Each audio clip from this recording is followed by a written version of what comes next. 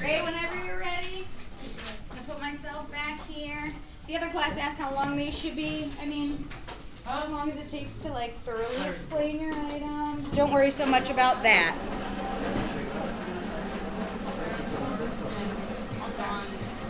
Everyone ready to go? Everyone has what they need. Their papers. Your name, and then rather than individuals, you want to put you can do, yeah. So the book name is fine. What's the book name?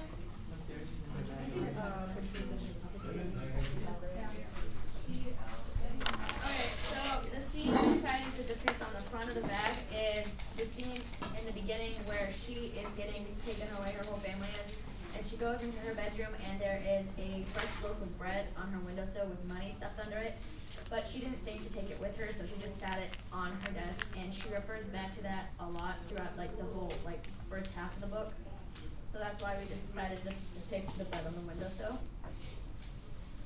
Okay, right. So you got the main characters, Lena, Jonas, Elena, and Andreas.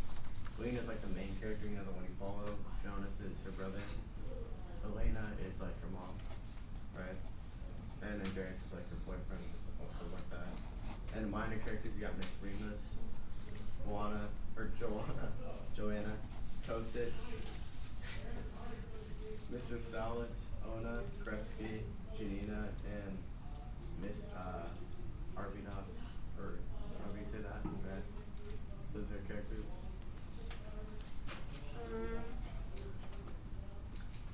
So we kind of hit on like two themes throughout it, but they kind of go together. One would be like perseverance, and then the other being like strength and identity. But I think those are very close to each other because they have to do with like throughout the novel, the characters had to tackle like a lot of brutal conditions and like excruciating work, and then they had to prove like their mental and physical like stability within themselves, and they had to overcome like going through the war and dealing with the soldiers in the harsh conditions, not living like their everyday lives, not being provided with like their usual resources.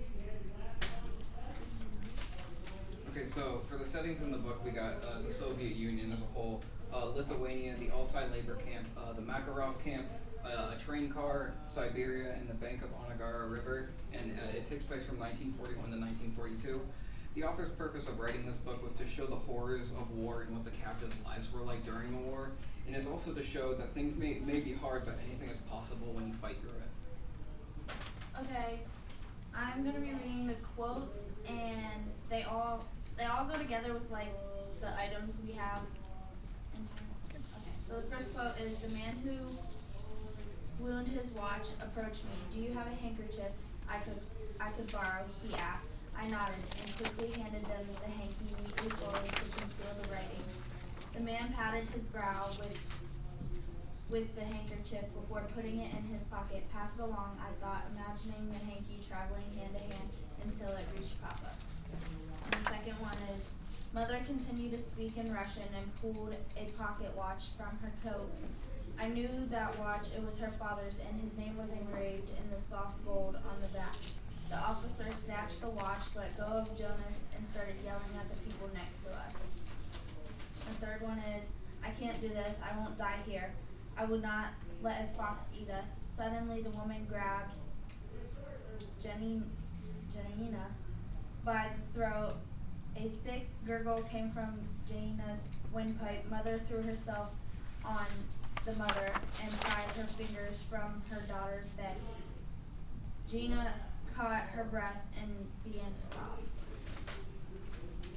So, like, one of the first. So we have a couple, like we have these symbols in the bag as part of our like 5 items. There's a geode, which has a big importance because it's just passed back and forth between two of the main characters, and then a sketch pad, which is really important to Lena. Okay, so one of the main things, this is probably, I think, the most important thing that went on throughout the story, relating to the first quote that Lindsay read about the handkerchief that Lena had. So basically when they were taken away, their father wasn't with them and they didn't know where he was, and he was actually a professor at a university, and they were taken somewhere different. And throughout the book, they found out that he was actually taken to a prison and then he was killed. So basically, as the quote said, she had a handkerchief and her goal was she loved drawing and like sketching and like she drew through her, whatever she saw she drew. So basically, she had this handkerchief and she would draw pictures and maps of like when they were on the train car, wherever they would go, she would write down like the location. And her goal was to try and pass on the handkerchief so that it would eventually get to her dad so that he could find them, which could save them, but it, like, she didn't really know where it was, so she just kind of hoped and prayed. And then, as it went along, she found out that, like, they never actually got there, and then he died. Okay, so this book, called Dombey and Son, this is important because this is a gift that Andreas gave to Lena on Christmas before she was taken. And there's little notes throughout the book that Andreas wrote to help Lena learn Russian, which was kind of his main goal by giving her this book. There was a word that was constantly said throughout this book that Andreas wanted her to learn, and I don't remember what it was, but it was some Russian word. Okay, so this is a 3D printed train cart that I made, you know, and it's basically what they were carried in, you know, from the prisoner camps, you know. Oh yeah, and the conditions were horrible, man. Like they had to stay there day in and day and night, you know, diseases, no bathroom breaks or anything like that. So, you know. And yeah, it's pretty bad. That was basically where they were like 2/3 of the book because they were traveling in train cars and then there were harsh conditions and all that, and there was nothing that they could do about it. Right, and then Andreas had found a stone which was a geode on the inside, and he had always like kept it with him. And then he gave it to Jonas when he was sick, and Jonas in turn gave it to Lena, who in turn gave it back to Andreas, which when she was being taken from the main camp that they were at, he gave it back to her along with the book.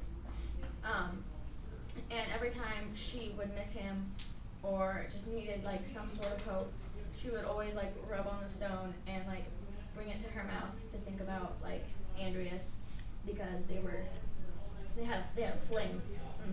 And so it was just something important to her, and he's always said that he would find her, so it was something that gave her hope.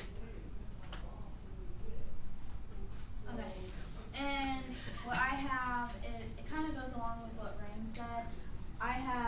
This is supposed to represent Lena's sketch pad, and this was like comforting to her to have around. She carried it everywhere. She always had it, and she would, like, wherever she went and whatever she saw, she would just sketch it. And that just felt comforting to her. Yeah. All right, team, well done.